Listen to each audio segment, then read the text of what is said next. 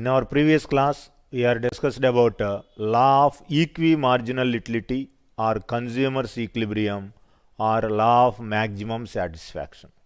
ఇంతకుముందు క్లాస్లో మనము జూనియర్ ఇంటర్ సెకండ్ చాప్టర్కి సంబంధించి సమోపాంత ప్రయోజన సిద్ధాంతము, వినియోగదారుని యొక్క సమతుల్య విధానము, అలాగే వినియోగదారుని గరిష్ట సంతృప్తి సూత్రము అనేటువంటి విషయాన్ని అధ్యయనం చేశాం.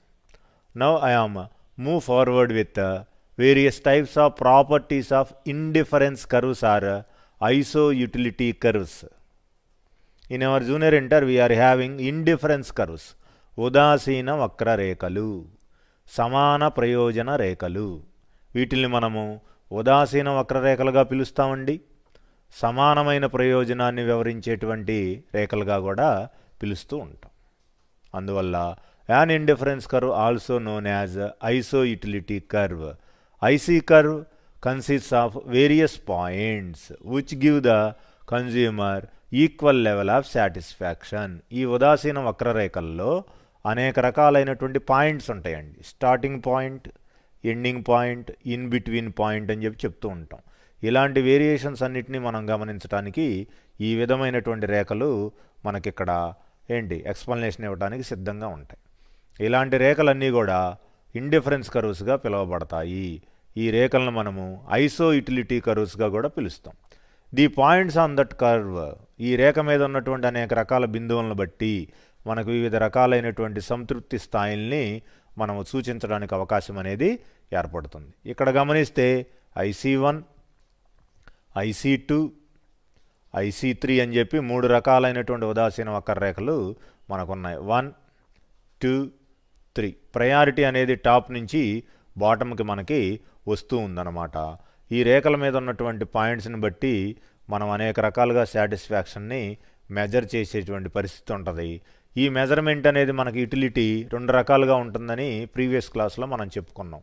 ఏంటది? Through cardinal utility and through ordinal utility. మనకున్నటువంటి కార్డినల్ ప్రయోజనం ద్వారా కానీ ఆర్డినల్ ప్రయోజనం ద్వారా కానీ మనకున్న ప్రయోజనాన్ని కొలవగలిగేటువంటి పరిస్థితి ఉంటుంది. ఈ ప్రయోజనాన్ని కొలిచేటువంటి ఒక క్రమంలో ఈ ఇండిఫరెన్స్ కర్వ్ అనాలిసిస్ కూడా ఒక టూల్ అన్నమాట. ప్రయోజనాన్ని కొలవడానికి ఉపయోగించేటువంటి పద్ధతుల్లో ఉదాసీన వక్రరేఖల విశ్లేషణ కూడా మనకు చాలా ఉపయోగకారిగా ఉంటుంది. In the process of measurement of utility derived by the consumer from the usage of one particular commodity, we may measure it with the help of indifference curve technique.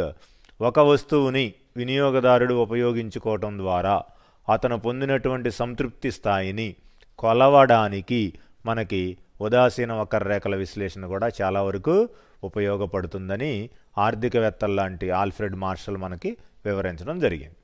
In other words, any point on the same indifference curve gives or provides the consumer the same or equal level of satisfaction. ఈ ఉదాసీన వక్రరేఖ మీద ఉన్నటువంటి ఒక బిందువు ఒక సంతృప్తి స్థాయిని మాత్రమే తెలియజేసిద్ది. అదే మనం వేరే పాయింట్కి పాస్ ఆన్ అయ్యాం అనుకోండి, it will increase or decrease the utility derived by the consumer. ఒక బిందువు నుంచి ఒక బిందువుకి పాస్ ఆన్ అయినా, ఫ్రమ్ వన్ పాయింట్ నుంచి అనదర్ పాయింట్కి పాస్ ఆన్ అయినా మనకు వచ్చేటువంటి ఈక్విలిబ్రియం లెవెల్, అలాగే సాటిస్ఫాక్షన్ లెవెల్, యుటిలిటీ కంటెంట్ మనకు మారిపోయేటువంటి ఛాన్స్ ఉంటుందని విద్యార్థులు ఇక్కడ గమనించాలి. అందువల్ల దీన్ని ఏమన్నారు? ఇండిఫరెన్స్ కర్వ్ టెక్నిక్, ఉదాసీన వక్రరేఖల విశ్లేషణ, సమాన ప్రయోజన రేఖల యొక్క విశ్లేషణ. Okay, these are all having various types of properties. ఈ ఉదాసీన వక్రరేఖలకి కొన్ని ధర్మాలు లేకపోతే కొన్ని రకాలైనటువంటి లక్షణాలు ఉన్నాయి. అవి ఏంటో మనం 1 by 1 చూద్దాం. Indifference curve slopes downwards from left to right. ఇవి కూడా నెగటివ్ స్లోప్, డౌన్వర్డ్ స్లోప్లో ఉంటాయండి. From left to right, left నుంచి రైట్కి మూవ్ అయ్యేటువంటి నేచర్ని కలిగి ఉంటాయి. They have negative slope. ఇవి ఎప్పుడూ కూడా రుణాత్మకమైన వాలును కలిగి ఉంటాయి, కానీ ధనాత్మకమైనటువంటి వాలును కలిగి ఉండేటువంటి పరిస్థితి ఉండదు. Just like in our utility curves also, we are studied in law of diminishing marginal utility aspect and also law of equimarginal utility aspect. క్షీణోపాంత ప్రయోజన సూత్రంలోను అలాగే సమోపాంత ప్రయోజన సూత్రంలోను ఇంతకుముందు క్లాసుల్లో మనము యుటిలిటీ రేఖలు, ప్రయోజన రేఖలు ఎల్లప్పుడూ రుణాత్మకమైన వాలునే కలిగి ఉంటాయి. అవి ఎడమ నుండి కుడికే వాలి ఉండటం అనేది మనం గమనించటం జరిగింది. Okay, next one. Second property of indifference curves. Indifference curves are convex to the origin. These are all convex to the origin. Convex అంటే కుంభాకారంగా ఉంటాయి ఆరిజిన్ పాయింట్ నుంచి. ఇక్కడ ఓ అనే పాయింట్ ఉంటుంది కాబట్టి ఆరిజిన్ నుంచి మనం గనక గమనిస్తే ఇక్కడ ఉన్నటువంటి ఐసీ కర్వ్స్ ఎలా ఉంటాయండి? కాన్వెక్స్ అంటే కుంభాకారంగా ఉండడము. ఈ యొక్క రేఖలు ఎల్లప్పుడూ ఈ యొక్క స్వభావాన్ని కలిగి ఉంటాయి. ఇలాంటి ఆకారంలో ఉంటేనే దాన్ని మనం ఇండిఫరెన్స్ కర్వ్ అంటాము.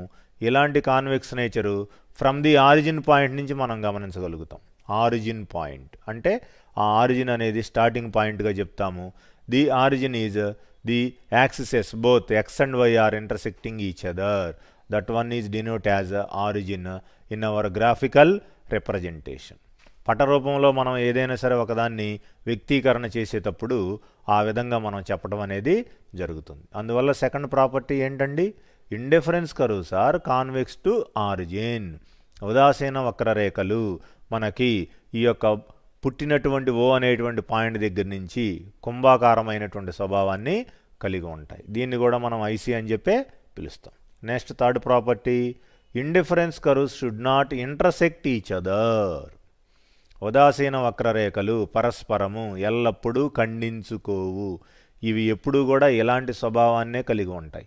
మనం ఎన్ని రేఖలు గీసినా ఆ ఉదాసీన వక్రరేఖలు ఒకదాని తర్వాత ఒకటి పాస్ ఆన్ అవుతూ ఉంటాయి, కానీ ఇవి ఒకదాని మీదకు ఒకటి వెళ్ళేటువంటి పరిస్థితి ఉండదండి. This is very important. ఇలా ఖండించుకున్నట్టుగా మనకు డయాగ్రామ్లో చూపించినట్టుగా కనుక ఉన్నట్టయితే వాటిని మనం ఇండిఫరెన్స్ కర్వ్స్ అని పిలవడానికి ఛాన్స్ లేదు. ఇక్కడ ఇంటర్సెక్ట్ అయినట్టు డయాగ్రామ్లో మనం రిప్రజెంట్ చేసాం. ఎందుకని? స్టూడెంట్స్కి అర్థం కావటం కోసం ఆ విధంగా ఇంటర్సెక్టింగ్ పాయింట్ ఇచ్చాము. దాని పక్కన ఇంటూ పెట్టడం అనేది జరిగింది. Any IC curve does not intersecting with another IC curve. ఒక ఉదాసీన వక్రరేఖ వేరొక ఉదాసీన వక్రరేఖతో లేదా సమాన ప్రయోజన రేఖతో ఖండించుకునేటువంటి పరిస్థితి మనకు అర్థశాస్త్ర పరిభాషలో ఉండదు. In economic terminology, any two IC curves must not intersecting each other or iso utility curves are not even intersecting one with another curve. సమానమైనటువంటి ప్రయోజన రేఖలు, ఈ ఉదాసీన వక్రరేఖలు ఎల్లప్పుడూ కూడా పరస్పరం ఖండించుకున్నటువంటి సందర్భం ఉండదు. ఒకవేళ ఎక్కడైనా సరే డయాగ్రామ్లో మనకు ఖండించుకున్నట్టుగా కనపడితే వాటిని మనం ఏమని పిలవము? ఐసీ కర్వ్స్ అని పిలవడానికి ఛాన్స్ అనేది లేదు. Those curves are not stated as IC curves in our economic terms and conditions are considered. అర్థశాస్త్ర పరిగణనలో ఉన్నటువంటి అనేక అంశాలను దృష్టిలో పెట్టుకున్నట్టయితే ఎక్కడైనా ఉదాసీన వక్రరేఖలు లాంటివి ఖండించుకున్నట్టుగా కనపడితే అవి ఖండించుకున్నట్టయితే వాటిని మనము ఐసీ కర్వ్స్ అని పేరు పెట్టి పిలవడానికి ఛాన్స్ అనేది లేదనమాట. ఓకే, ఐసీ కర్వ్స్ అని ఎప్పుడూ కూడా ఎలాంటి స్వభావాన్నే కలిగి ఉంటాయి. ఒకే డయాగ్రామ్లో మనం ఎన్నిటిని రిప్రజెంట్ చేసినా అవి ఐసీ కర్వ్స్గానే పిలువబడతాయి. IC1, IC2, IC3, IC4, IC5 ఇలా మనము 3 కానీ 5 కానీ ఎన్నైనా సరే గీసుకుంటూ వెళ్ళచ్చు. అందువల్ల థర్డ్ ప్రాపర్టీలో మనం ఏమి నేర్చుకున్నాం? IC curves should not intersect each other. ఉదాసీన వక్రరేఖలు ఎల్లప్పుడూ కూడా పరస్పరం ఖండించుకోవు. ఇవి ఖండించుకునే స్వభావాన్ని కలిగి ఉండవు. ఒకవేళ ఖండించుకున్నట్టయితే ఇవి ఉదాసీన వక్రరేఖలని అభివర్ణించబడవు. ఈ రేఖల యొక్క పేరు ఇంకోటేదో పెట్టడం జరుగుతుంది. Next fourth property, higher indifference curve in an indifference map represent higher satisfaction level than the lower indifference curve. ఇక్కడ 2 రేఖలు ఉన్నాయండి. ఒకే పటంలో ఫోర్త్ ప్రాపర్టీలో 2 రేఖలు ఉన్నాయి. ఈ 2 రేఖల మధ్య మనకి ఈక్వల్ డిస్టెన్స్ ఉంది. మనం గమనిస్తే here we are observing equal distance between 2 IC curves in the fourth property diagram. 4వ రకమైనటువంటి ఉదాసీన వక్రరేఖల ధర్మాలలో 2 రేఖలను మనం గమనించినట్లయితే ఈ 2 రేఖల మధ్య దూరము స్టార్టింగ్లో చూసినా ఎండింగ్లో చూసినా సమానంగా ఉన్నది. అందువల్ల and higher indifference curve intersects higher level of satisfaction, lower indifference curve describes lower satisfaction level. పైనున్న రేఖేమో ఎక్కువ సంతృప్తి స్థాయిని తెలియజేస్తుంది, క్రింది స్థాయిలో దిగువ భాగంలో ఉన్నటువంటి రేఖేమో మనకి తక్కువ సంతృప్తి స్థాయిని తెలియజేసేటువంటి పరిస్థితి ఉంటుందన్నమాట. ఈ విధంగా మనం గమనిస్తే higher indifference curve in an indifference map represents higher level of satisfaction than on lower indifference curve. పైన భాగంలో ఉన్నటువంటి ఉదాసీన వక్రరేఖ అత్యధిక సంతృప్తి స్థాయిని వినియోగదారుడి విషయంలో చెప్పడం జరుగుతుంది. దిగువ భాగంలో ఉన్నటువంటి ఉదాసీన వక్రరేఖ అదే వినియోగదారుడి విషయంలో తక్కువ సంతృప్తి స్థాయిని మనకు తెలియజేసేటువంటి పరిస్థితి ఉంటుంది. This is fourth property. Next fifth one, an indifference curve cannot touch either x axis or y axis. ఏదైనా ఉదాసీన వక్రరేఖలో ఉన్నటువంటి ఈ యొక్క ప్రత్యేకమైన రేఖ ఎక్స్ అక్షాన్ని స్పృశించడానికి అవకాశం లేదండి, వై అక్షాన్ని స్పృశించడానికి అవకాశం లేదు. Indifference curve cannot touch either x axis or y axis. ఒకవేళ మనం తీసుకున్నటువంటి డయాగ్రామ్లో ఏంటి రేఖ గనక రెండు అక్షరాలను గనక స్పృశించినట్టు కనబడితే దాన్ని మనం ఏమని పిలవమండి, ఇండిఫరెన్స్ కర్వ్ అని పిలవడానికి ఛాన్స్ లేదనమాట. దానికి ఏదో ఇంకో కొత్త రకమైనటువంటి పేరు పెట్టాల్సినటువంటి పరిస్థితి ఉంటుంది. Because of that reason indifference curves are not touching either the axes in one particular diagram in the process of explaining the utility or satisfaction derived by the consumer. ఒకానొక వినియోగదారుడు ఒక ప్రత్యేకమైనటువంటి వస్తువును స్వీకరించడం ద్వారా అతను మనకి అనేక రకాలుగా వచ్చేటువంటి పరిస్థితి ఉంటుంది. విధంగా ఉన్నటువంటి ఆ యొక్క ఉదాసీన వక్రరేఖల్ని మనం ఈ విధంగా చెప్పటం అనేది జరుగుతుంది. అందువల్ల higher indifference curve in an indifference map represents higher level of satisfaction than on lower indifference curve అనేది ఫోర్త్ ప్రాపర్టీ. ఫిఫ్త్ ప్రాపర్టీలో కూడా మనం కండిషన్ ఇక్కడ అప్లై చేసాం. An indifference curve cannot touch either x axis and y axis అని చెప్పి మనం తెలుసుకోవాల్సినటువంటి అవసరం ఉంది. నెక్స్ట్ వన్, నెక్స్ట్ ఆస్పెక్ట్ అండి ఇదే లెసన్లో, price line or budget line. ధర రేఖ లేదా బడ్జెట్ రేఖ అని చెప్పి పిలుస్తాం. ఇప్పటివరకు మనం చూసింది ఏంటి, ఐసీ కర్వ్. ఐసీ కర్వ్ అనేది సాటిస్ఫాక్షన్ మాత్రమే తెలియజేసింది. ఇప్పుడున్నటువంటి ఈ ప్రైస్ లైన్ బడ్జెట్ లైన్ అనేది ఒక వస్తువు యొక్క ప్రైస్ని కానీ ఒక కంట్రీలో ఉన్నటువంటి బడ్జెట్ లెవెల్స్ని కానీ తెలియజేసేటువంటి పరిస్థితి ఉంటుంది. Budget line shows all possible combinations of two goods that A consumer can buy with the given income of the consumer and prices of two goods. ఈ ప్రైస్ లైన్లో మనం ముఖ్యంగా గమనించాల్సింది ఏంటి, పాజిబుల్ కాంబినేషన్స్ అండి. అవకాశం ఉన్నటువంటి రెండు వస్తువుల యొక్క కలయిక. ఏ అండ్ బి అని చెప్తామండి, లేకపోతే మనం తీసుకునే వస్తువుల యొక్క పేర్లు ఎక్స్ అండ్ వైగా కూడా చెప్తాం. X comma y. ఇలా ఎక్కడైనా సరే మనం రెండు వస్తువుల యొక్క కాంబినేషన్ తీసుకుంటాము. ఇలా తీసుకున్నప్పుడు ఏ అండ్ బీనైనా డినోట్ చేయొచ్చు, అదేవిధంగా ఎక్స్ అండ్ వై అయినా సరే చెప్పొచ్చు. కొంతమంది ఈ ఆల్ఫాబెట్స్ రూపంలో కాకుండా యాపిల్ ఏ అని, బనానా బి అని కూడా తీసుకునేటువంటి ఉదాహరణలను మనం గమనించడానికి అవకాశం ఉంటుంది. ఎవరిష్టం వారిది, ఎవరి కన్వీనియంట్ని బట్టి వాళ్ళు ఫ్రూట్స్లో ఉన్నటువంటి ఫస్ట్ లెటర్ని కాంబినేషన్ కింద తీసుకోవచ్చు, లేకపోతే ఆల్ఫాబెట్స్లో ఉన్నటువంటి ఏబిసిడి కానీ ఎక్స్వైజెడ్ కానీ కూడా వాళ్ళు అధ్యయనానికి అనుకూలంగా ఉన్నటువంటి అంశాలను తీసుకునేటువంటి పరిస్థితి ఉంటుంది. The concept of budget line will be very clearly understood with the example. ఇక్కడ ఉన్నటువంటి డయాగ్రామ్లో మనం కనుక గమనిస్తే ఓఎక్స్ తీసుకున్నాం, అలాగే ఓవై తీసుకున్నాం. ఓఎక్స్ మీదేమో ఏ కమోడిటీ ఉంటుంది, ఓవై మీదేమో బి కమోడిటీ ఉంటుంది. ఏ నుంచి బీకి ఉన్నటువంటి ఈ కరువునే మనము ఏమని పిలుస్తాము, బడ్జెట్ లైన్ అని పిలుస్తాం. అంటే ఇక్కడ బడ్జెట్ లైన్ ఏముంది, ఇందాకటి వరకు ఒక కండిషన్ మనము క్లియర్గా అబ్జర్వ్ చేసాం. రెండు యాక్సెస్ని కూడా టచ్ చేస్తే అది ఐసీ కరువు కాదు అని చెప్పాం. కానీ ఇక్కడ బడ్జెట్ లైన్ ఏమైందండి, మనకి డయాగ్రామ్లో ఎల్లో కలర్లో డిజైన్ చేసినటువంటి కరువు ఏమైంది, ఎక్స్ యాక్సిస్ని టచ్ చేసింది, వై యాక్సిస్ని టచ్ చేసింది. అంటే ఇది మాత్రం ఇండిఫరెన్స్ కరువు కాదు, అంటే ఇంకేదో కావాలి. ఇంకేదో అంటే మనకున్నటువంటి టాపిక్లో ఏమవుతుంది, అది price line or budget line అవుతుంది. ధర రేఖ లేదా బడ్జెట్ రేఖ అవుతుంది. వై ఎందువల్ల చెప్తున్నాం, ఈ విధంగా రూఢీకి ఎందుకు వస్తున్నాం మనము? In this particular diagram the AB curve always touching both the యాక్సిసెస్ OY axis and OX axis. ఈ ప్రత్యేకమైనటువంటి పటంలో ఇక్కడ మనం రూపకల్పన చేసినటువంటి పసుపు రంగులో ఉన్నటువంటి ఈ యొక్క రేఖ ఓఎక్సాన్ని అలాగే ఓవై అక్షాన్ని రెండింటినీ కూడా స్పృశించడం జరిగింది. కాబట్టి దీన్ని మనం price line or budget line అని రూఢీ చేయడానికి అవకాశం అనేది ఉంది. Okay, next one, what are the various shifts in budget line? మనకున్నటువంటి ఈ యొక్క బడ్జెట్ లైన్లో అనేక రకాలైనటువంటి షిఫ్ట్స్ ఉంటాయండి. షిఫ్ట్స్ అంటే ఏంటి? From one place to another. These curves are moving from one point to another point.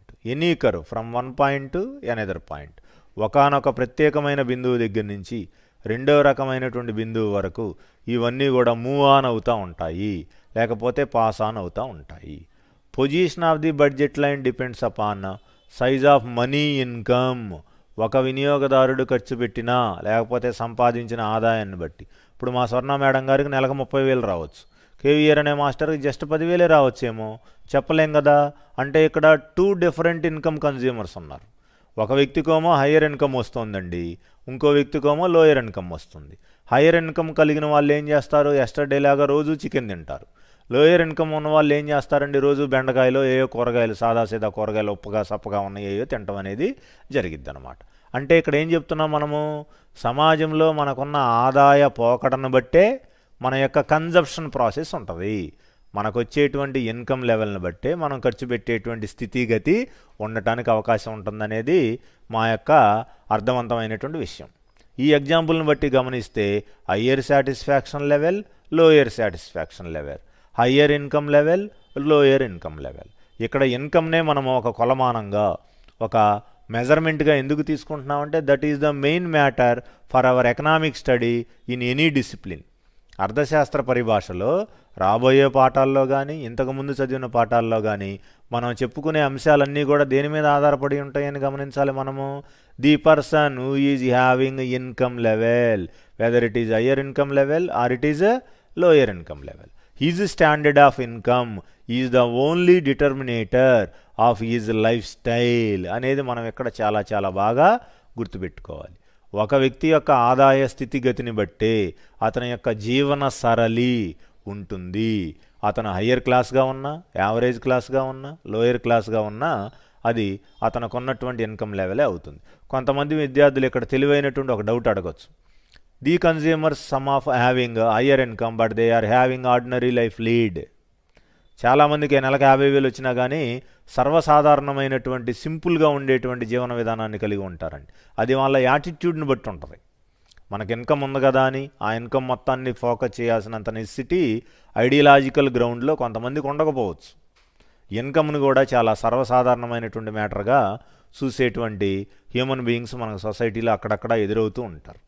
అది వాళ్ళ యొక్క జీవన విధానానికి దృక్పథాలకి సంబంధించినటువంటి విషయం. ప్రతి ఒక్కళ్ళు ఇలాగే ఉండాలనేది రూల్ ఏమీ లేదు. కాకపోతే మన ఎగ్జాంపుల్లో ఇన్ మెజారిటీ కేసెస్ 10 మందిని గమనిస్తే 7గురు ఇలా ఉండటానికి అవకాశం ఉందన్నమాట అని మనకి ఆర్థికవేత్తలందరూ కూడా ఎక్సెప్షనల్గా చెప్పేటువంటి పరిస్థితి ఉంటుంది. మిగిలిన 3 మనం చెప్పినటువంటి రెండవ కోవకి రెండో రకమైనటువంటి జీవన సరళకు సంబంధించిన వాళ్ళు ఉంటారు. ఓకే అండి, right. If his income increases, ఒకవేళ ఇందాక మనం అనుకున్నటువంటి వ్యక్తి యొక్క లోయర్ ఇన్కమ్ ఇంక్రీజ్ అయితే, తక్కువ ఆదాయ వర్గానికి చెందినటువంటి వినియోగదారుడి యొక్క ఆదాయము పెరిగితే, and the prices remain same, పెరిగినప్పటికీ కూడా వస్తువుల ధరలు ఎలా ఉంటాయంట? అదే స్థాయిలో ఉండాలి. నిన్న ఎలా అమ్మారో ఈరోజు కూడా అలాగే అమ్మాలి, రేపు కూడా అలాగే ఉండడానికి అవకాశం ఉంటుంది. The consumer can buy more of both the commodities. అదిగో చూసారా, ఇక్కడ ఉన్నటువంటి మనం ఉదాహరణగా తీసుకున్నటువంటి వినియోగదారుడు ఏం చేస్తున్నాడు? ధరలు స్థిరంగా ఉన్నటువంటి వస్తువుల్ని కొంటాడు, పెరుగుతున్నటువంటి ధరలు ఉన్నటువంటి వస్తువుల్ని కూడా కొంటాడు. కాకపోతే ఈ 2 వస్తువుల్ని కొనేటువంటి పరిస్థితి ఎప్పుడు వచ్చిందండి? When his income is rises or improved, అతని యొక్క ప్రత్యేక ఆదాయ స్థాయి ఎంతో కొంత ఇంప్రూవ్ అయినప్పుడు, రైజ్ అయినప్పుడు, పెరుగుదలకు గురైనప్పుడు మాత్రమే స్థిరంగా ఉన్నటువంటి వస్తువుల ధరల్లో కొన్ని వస్తువుల్ని, పెరుగుతున్నటువంటి వస్తువులను కూడా రెండింటిని అతను పర్చేజ్ చేయగలడు, కొనుగోలు చేయగలడు. అందువల్ల ఇక్కడ బోత్ ది కమోడిటీస్ అన్నామండి. స్థిరంగా ఉన్నటువంటి వస్తువుల సమూహంలోంచి కొన్నిటిని కొంటాడు, పెరుగుతున్నటువంటి వస్తువుల సమూహంలోంచి కొన్నిటిని కొనటం అనేది జరిగింది. అందువల్ల ఇక్కడ మనము ప్రైస్ లైన్, బడ్జెట్ లైన్లో షిఫ్ట్స్ని గమనిస్తున్నాం. ఇక్కడ ఏబి అని, అలాగే సిడి అని, అలాగే ఈఎఫ్ అని ఏ లెటర్స్తోనైనా మనం ఇక్కడ ఉన్నటువంటి రేఖల్ని డినోట్ చేయడానికి అవకాశం ఉంది. ఈ రెండు రేఖల మధ్యలో ఉన్నటువంటి స్టార్టింగ్ ఎండింగ్ డిస్టెన్స్ని కనుక గమనిస్తే మనకి ఈక్వాలిటీ కనపడుతుంది, సమాన దూరమే కనపడుతుంది. అంటే ప్రైస్ లైన్లో కానీ బడ్జెట్ లైన్లో కానీ మనకున్నటువంటి షిఫ్ట్స్ ఎలా వస్తాయంట? ఇన్కమ్ ఆఫ్ ది కన్జ్యూమర్, ఎవరండి?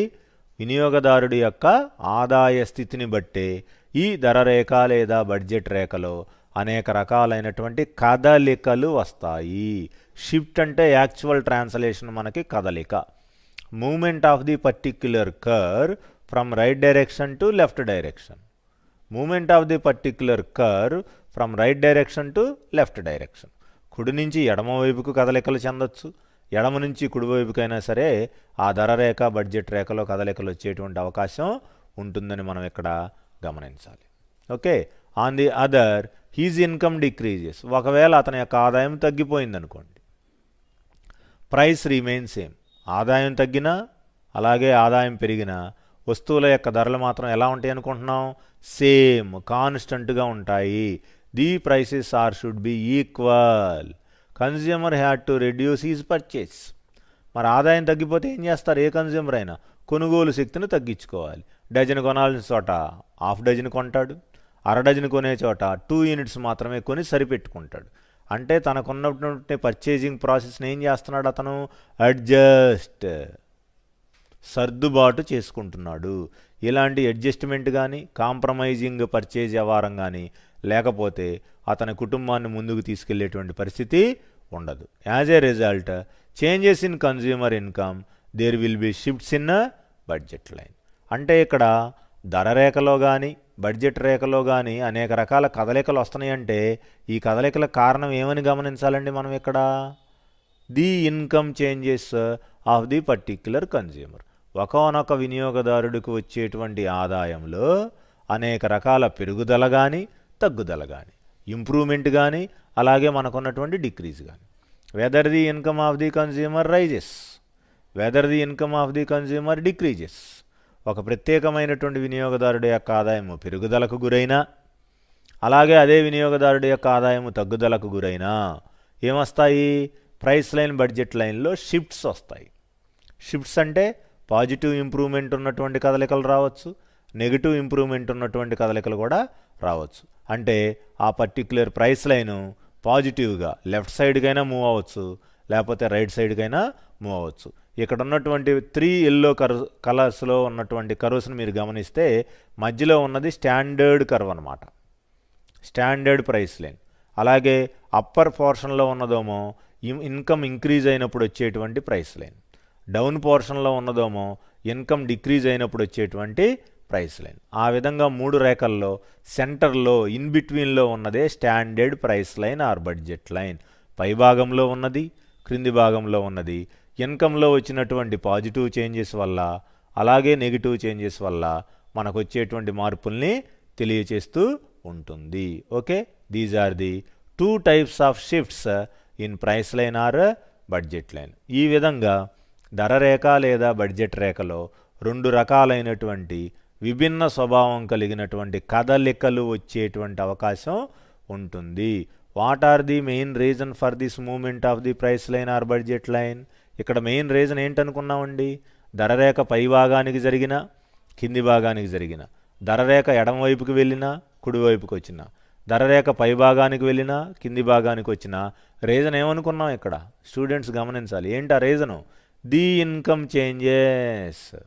ఒకానొక వినియోగదారుడి విషయంలో వచ్చినటువంటి ఆదాయంలో మార్పులు, అతని ఆదాయంలో వచ్చినటువంటి ఆ యొక్క మార్పులను బట్టే ఈ ధర రేఖ బడ్జెట్ రేఖలో ఉన్నటువంటి కదలికలు వస్తాయి. Okay, it should be clear to all.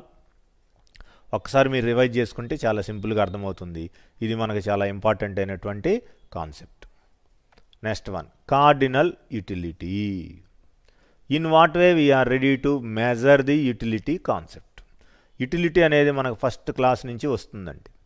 ఈ యూటిలిటీని బేస్ చేసుకునే మనము డిఎంయు థియరీ అలాగే ఈఎంయు థియరీ రెండూ చదివాం.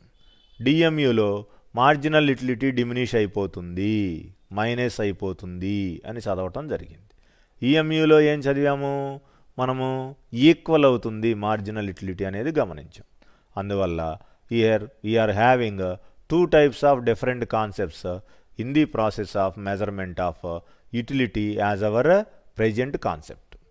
ప్రస్తుతం మనం అధ్యయనం చేసేటువంటి పాఠ్యాంశం యూటిలిటీ ప్రయోజనం కాబట్టి ఇది రెండు రకాలుగా ఉండటానికి అవకాశం ఉంటుంది. మామూలుగా చెప్పినట్టయితే మెజర్మెంట్ కాకుండా మిగిలినటువంటి యూటిలిటీలు మనం చూసాం. టీయు, ఏయు అలాగే ఎంయు, ఈ మూడు రకాలు మనం చూసామండి. టీయు అంటే టోటల్ యూటిలిటీ 100%కి ఈక్వల్గా ఉంటుందని, ఏయు అంటే 50% యూటిలిటీ పర్ యూనిట్ యూటిలిటీ అనుకున్నాం, మార్జినల్ అంటే అడిషనల్ యూటిలిటీ అని చెప్పి మనం డిస్కస్ చేయటం జరిగింది. But here we are going to the measurement aspect of the utility of a particular commodity at a given point of time.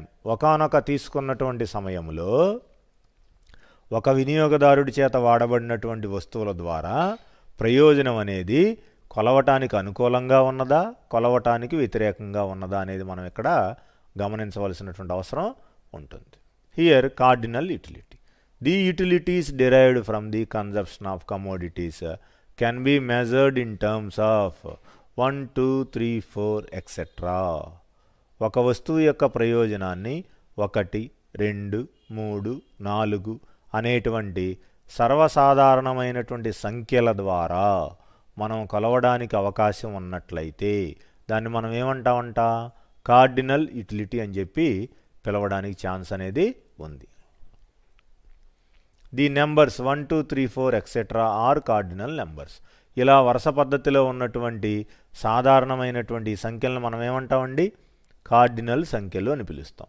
It can be expressed in terms of యూటిల్స్. ప్రయోజనాన్ని కొలవడానికి ఒక ప్రత్యేకమైనటువంటి కొలమానం ఉందని మార్షల్ లాంటి ఆర్థికవేత్తలు మనకు చెప్పటం అనేది జరిగింది. దాన్ని మనం ఏమంటున్నాం, యూటిల్స్ అని చెప్పి పిలుస్తాం. UTILS, యూటిల్స్. The utility derived from the one particular commodity, whether it is eatable commodity, consumer commodity or producer commodity, whatever it may be the commodity it is. But utility is the psychological concept. ప్రయోజనము అనేది ఒక మానసికమైనటువంటి భావన కాబట్టి ఈ ప్రయోజనాన్ని కొలవాలని మనం చర్చించినప్పుడు ఈటబుల్స్నే తీసుకుంటాం.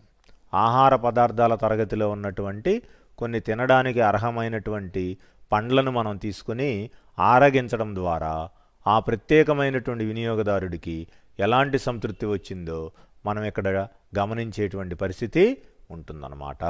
అందుకని this concept stated by Marshall. Example, utility of an apple is 14 utils. చూసారండి ఎగ్జాంపుల్ ఎంత సింపుల్గా ఉందో. ఒక యాపిల్ పండుల యొక్క యూటిలిటీని మనం ఎంతని చెప్తున్నాం, ఇక్కడ 14 యూటిల్స్గా చెప్తున్నాం.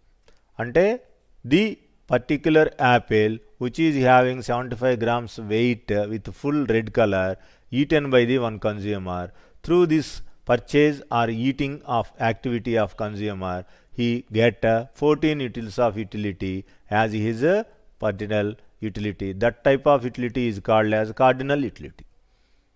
ఒకానొక ఎర్రగా ఉన్నటువంటి 75 గ్రాములు బరువు ఉన్నటువంటి ఒక యాపిల్ పండును ఒక ప్రత్యేక తరగతికి చెందినటువంటి వినియోగదారుడు ఆరగించటం వల్ల అతనికి వచ్చినటువంటి సంతృప్తి స్థాయి ఎంత, 14 యూటిల్స్ ప్రయోజనాన్ని అతను పొందాడు.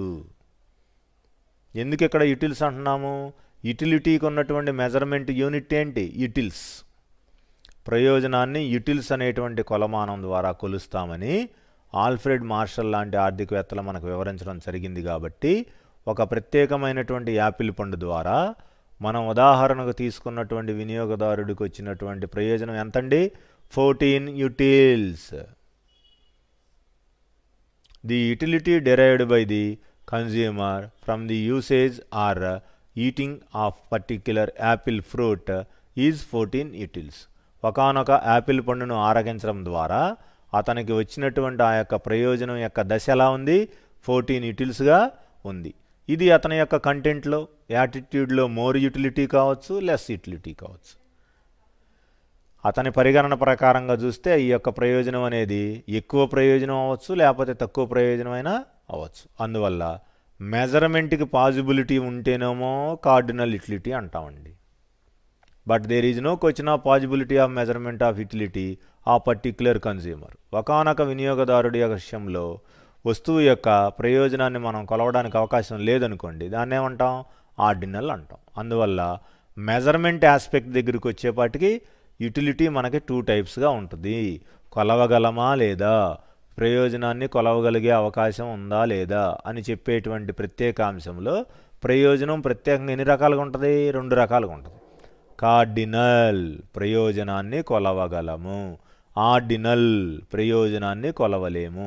కొండ గుర్తు పెట్టుకోవటమే. కార్డినల్ CARDINAL అనగానే there is a possibility of measurement of utility. ప్రయోజనాన్ని కొలవగలిగితే వర్డ్ ఏంటండి? అది కార్డినల్. ఏంటి ప్రయోజనాన్ని అసలు కొలవలేము అని చెప్తే ఏమవుతుందండి? అది ఆర్డినల్ అవుతుంది. ఇట్లా మనం సింప్లిఫై చేసుకున్నట్టయితే కాన్సెప్ట్ మనకి ఈజీగా అర్థమయ్యేటువంటి ఛాన్స్ ఉంటుంది.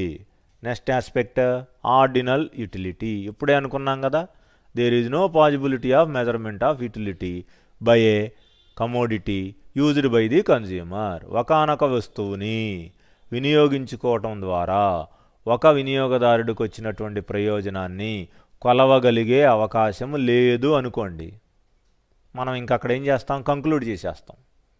It should be ordinal utility. ఈ ప్రయోజనము ఆర్డినల్ అనేటువంటి వర్గానికి చెందింది అని చెప్తామండి. దీని ఎక్స్ప్లెనేషన్ చూడండి. The utilities derived from the consumption of commodities cannot be measured. చూసారా? ఇక్కడ ప్రయోజనాన్ని అయితే సుస్పష్టంగా అచ్చంగా కొలవలేం. కాకపోతే we are ready to having one provision, just comparison.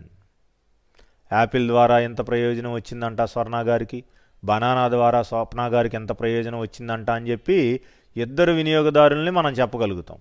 కానీ స్వర్ణ మేడం గారు ఉపయోగించుకున్నటువంటి కమోడిటీ ఏంటండి? యాపిల్ అండి.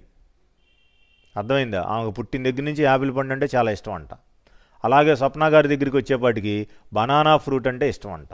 ఈ రెండింటికి షేప్లో కానీ, ప్రైస్లో కానీ, కలర్లో కానీ, క్వాంటిటీలో కానీ విపరీతమైనటువంటి డిఫరెన్సెస్ ఉన్నాయా లేదా? For physical experience we are having so many changes in these 2 fruits. భౌతికంగా ఈ 2 పండ్లని కనుక మనం కళ్ళతో చూసినప్పుడే మనకు అనేక రకాల భిన్న స్వరూపాలు ఉన్నట్టుగా తెలుస్తుంది.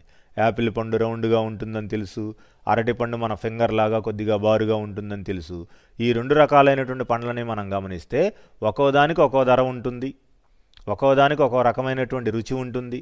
2 వస్తువుల్ని బరివేస్తే 2 వస్తువులకి అనేక రకాల గ్రాముల తేడా ఉంటుంది. చూసారండి?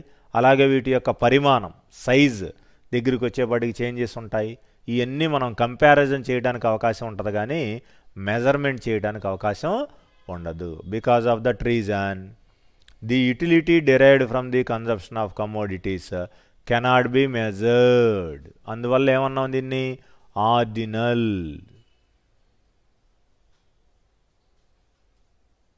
ఆర్డినల్ యూటిలిటీ అని చెప్పి పిలిచాం.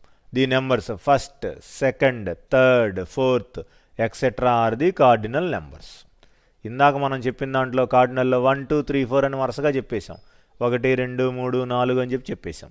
But whereas in the case of ordinal utility concept, first unit, second unit, third unit, fourth unit, first commodity, second commodity, third commodity, fourth commodity అని పర్టిక్యులర్గా మనం ఏం చేస్తున్నామండి?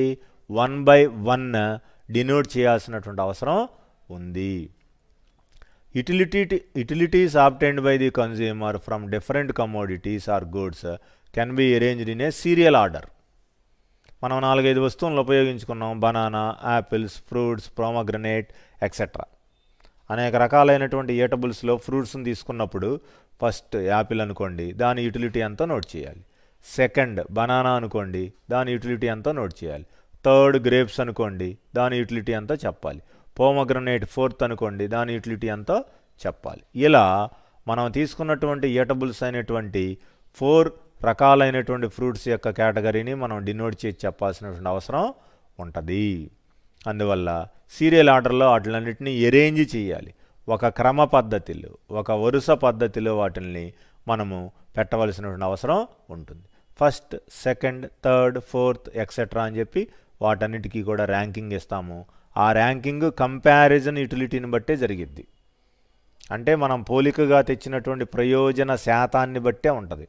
అది 10 యూటిల్స్ అవ్వచ్చు, 20 యూటిల్స్ అవ్వచ్చు, లేకపోతే 30 యూటిల్స్ అవ్వచ్చు.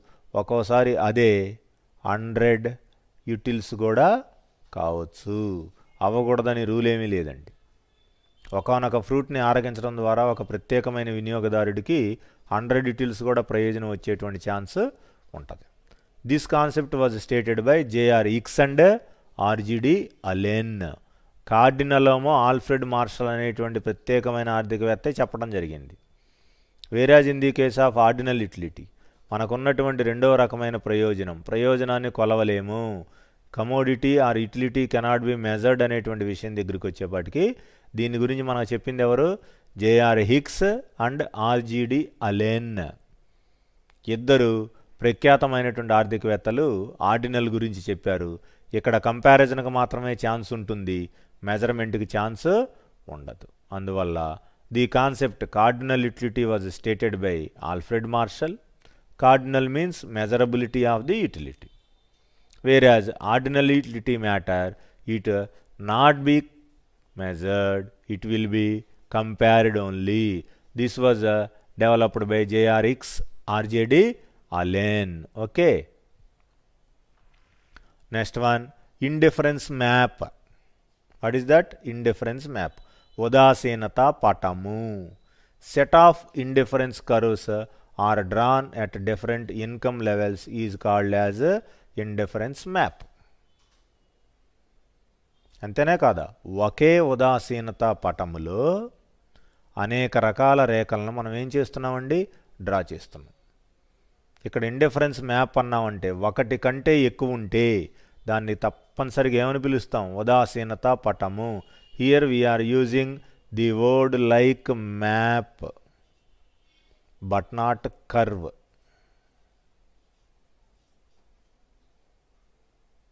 అది ఒకటి కంటే ఎక్కువ రేఖలు కనుక పటంలో డినోట్ చేయబడితే వాటిని ఏమని పిలుస్తాము? ఉదాసీనత పటము అని చెప్పి పిలుస్తాం. 1, 2, 3 IC1, IC2, IC3 అని చెప్పి పిలవడం జరుగుతుంది. IC curve, indifference curve 1, indifference curve 2, indifference curve 3 అని చెప్పి మనం డినోట్ చేయటం అనేది జరిగింది. In the above diagram all the indifference curves are convex to the origin. మనం ఏవైతే ప్రాపర్టీస్ గమనించామో ఆ ప్రాపర్టీస్ ఇక్కడ మళ్ళీ మనకు రిపిటేషన్గా వస్తున్నాయి. All indifference curves are convex to the origin అని ఒక ప్రాపర్టీ చదివాం కదండి. And slopes downwards. IC curves always having negative slope. అవునా కదా? అది IC1 represents lower level of satisfaction as compared with IC curve 2 and 3. మనకు మ్యాప్లో ఎన్ని ఉన్నాయి? IC1, IC2, IC3 ఉంది. అందువల్ల IC1 కంటే IC2కి, IC2 కంటే IC3కి సాటిస్ఫాక్షన్ లెవెల్, యూటిలిటీ లెవెల్ ఏమవుతుంది? చాలా ఎక్కువగా అత్యధికమైనటువంటి స్థాయిలోకి వెళ్ళేటువంటి అవకాశం ఉంటుంది. The different indifference curves are always arranged in numbered ascending order. చూసారా? అసెండింగ్ ఆర్డర్లో దీన్ని మొత్తాన్ని మనం అరేంజ్ చేయడానికి అవకాశం అనేది ఉంటుంది. అందుకనే మనం ఆర్డినల్లో కూడా చెప్పుకున్నాం దీనే సీరియల్ ప్రయారిటీ అని. వీటన్నిటిని ఒక వరుస పద్ధతిలో కానీ క్రమ పద్ధతిలో కానీ అరేంజ్ చేయాల్సిన అవసరం మనకి ఉంది. దాన్ని బట్టి priority of taste of utility of particular fruit మనం డినోట్ చేసేటువంటి అవకాశం ఉంటుంది. ఎందుకంటే Apple taste is different from banana, banana taste is different from grapes, grapes taste is different from pomegranate. అంతేనే కదా? యాపిల్ పండు, అరటి పండు, ద్రాక్ష పళ్ళు, దానిమ్మ పళ్ళు, ఇలా అనేక రకాల పండ్లు ఉంటాయండి. అన్నిటినీ పళ్ళు అనే పిలుస్తున్నాం. జనరల్గా పండు అనగానే తీయనైనటువంటి రుచికరమైనటువంటి పరిస్థితిని కలిగి ఉంటాయి. కానీ ప్రతి ఫ్రూటు స్వీట్గా ఉండాలని రూల్ ఏమీ లేదు. ఇలాంటి వాటిని మనకి ఎక్కడా గోడల మీద రాజ్యాంగంలోనూ రాయాలండి. ఏ పండైనా తీయగానే ఉంటుంది, కావాలంటే తిని చూడు అని మనకెవరన్నా ఛాలెంజ్ ఇచ్చారనుకోండి, నేను దానిమ్మ పండు తింటాను, తీయగా అసలు లేదండి, ఇది ఉప్పగాను సోర్ కంటెంట్లోనూ ఉందండి అని చెప్పి మా స్వర్ణ మేడం గారే మాతో ఆర్గ్యుమెంట్కి దిగుతారు. ఎందుకని? Apple taste is entirely different from pomegranate. It is principle అంతే. యాపిల్ పండు యొక్క రుచికి దానిమ్మ పండు యొక్క రుచికి కొట్టొచ్చినట్టు మనం అనేక రకాల వ్యత్యాసాలను గమనిస్తాము అంతే. ఆల్ఫాబెట్స్లో ఏ లెటర్కు ఉండే ప్రాధాన్యత ఏ లెటర్కే, బి లెటర్కు ఉండే ప్రాధాన్యత బి లెటర్కే. అందువల్ల యాపిల్ టేస్ట్కి పోమగ్రనేట్ టేస్ట్కి ఎంటైర్ డిఫరెన్స్ అనేది ఉంటుంది. ఎక్కడో ఒక 10% కలిస్తే కలవచ్చేమో, 90% టేస్ట్ మాత్రం ఏమవుతుందండి? డిఫర్గానే ఉంటుంది, వేరే రకంగానే ఉంటుంది. దీన్ని మన ఆత్మం కూడా యూనివర్సల్గా యాక్సెప్ట్ చేయక తప్పదు. In the above diagram these are all having various says. IC1 represents lower satisfaction, IC2 represents higher satisfaction, IC3 represents higher satisfaction in one comparison with another curve. IC1, IC2, IC3. All these are differ in our economic terminology. అందువల్ల ఉదాసీనత పటం అంటే మనం ఏం అర్థం చేసుకోవాలి? ఒకే పటములో 2-3 రేఖలు ఉంటాయి. IC1, IC2, IC3 ఈ విధంగా ఉంటాయి. కాబట్టి వీటన్నిటినీ మనం గమనిస్తూ అబ్జర్వ్ చేయాల్సినటువంటి అవసరం ఉంటుంది. Okay, a set of indifference curves are drawn at indifference income called indifference map. Indifference అనేది ఎక్కడ ఉంటుంది? మనకి కరువులో ఉంటుంది, ఇన్కంలో కనపడుతుంది, మన యొక్క పర్చేజెస్లో కూడా కనపడుతుంది. Curve difference, income difference, purchase difference, కొనుగోలు శక్తిలో ఉన్నటువంటి వ్యత్యాసం, ఆదాయాల్లో ఉన్నటువంటి వ్యత్యాసం, రుచికరమైనటువంటి విషయాల్లో ఉన్నటువంటి వ్యత్యాసం, ఇన్ని రకాలైనటువంటి వ్యత్యాసాలు ఉన్నాయి. కాబట్టి వీటన్నింటినీ ఏమన్నారండి? ఇండిఫరెన్స్ కర్వ్స్ అన్నారు. ఏ సెట్ ఆఫ్ ఇండిఫరెన్స్ కర్వ్స్ ఒకే డయాగ్రామ్లో ఉంటే అది ఇండిఫరెన్స్ మ్యాప్గా పిలువబడుతుంది.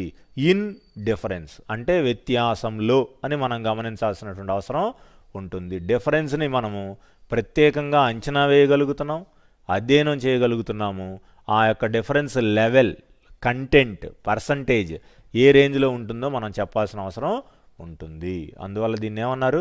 Indifference curve and indifference map అని మనం డినోట్ చేయటం అనేది జరిగింది. What we are discussed in our present day class? First we are discussed about various properties. ఉదాసీన వక్రరేఖలకు ఉన్నటువంటి ధర్మాలు, అలాగే వాటికి ఉన్నటువంటి లక్షణాలను గమనించాం. ఇండిఫరెన్స్ కర్వ్ అన్నా ఐసో యూటిలిటీ కర్వ్ అన్నా ఒకటేనండి. సమాన ప్రయోజనాన్ని ఇచ్చేటువంటి రేఖలు ఉదాసీన వక్రరేఖలు. ఇవన్నీ కూడా అనేక రకాలైనటువంటి స్వరూప స్వభావాలతో ఉంటాయి. ఇవి ఎప్పుడూ కూడా డౌన్వర్డ్ స్లోప్తో ఉంటాయి, ఫ్రమ్ రైట్ టు లెఫ్ట్ ఉంటాయి. ఈ విధంగా మనం గమనించాం. కాబట్టి indifference curve slopes downwards from left to right. They have negative slope అనేది ఫస్ట్ ప్రాపర్టీ. ఇవి ఎప్పుడు రుణాత్మకమైన వాలును కలిగి ఉంటాయి, ఎడమ నుండి కుడికి వాలి ఉంటాయనేది మొట్టమొదటి ధర్మం. నెక్స్ట్ ఆస్పెక్ట్కి వచ్చేపాటికి indifference curves are convex to the origin. ఇవి మూల బిందువు నుండి కుంభాకారంగా ఉంటాయి, కాన్వెక్స్ నేచర్తో ఉంటాయి.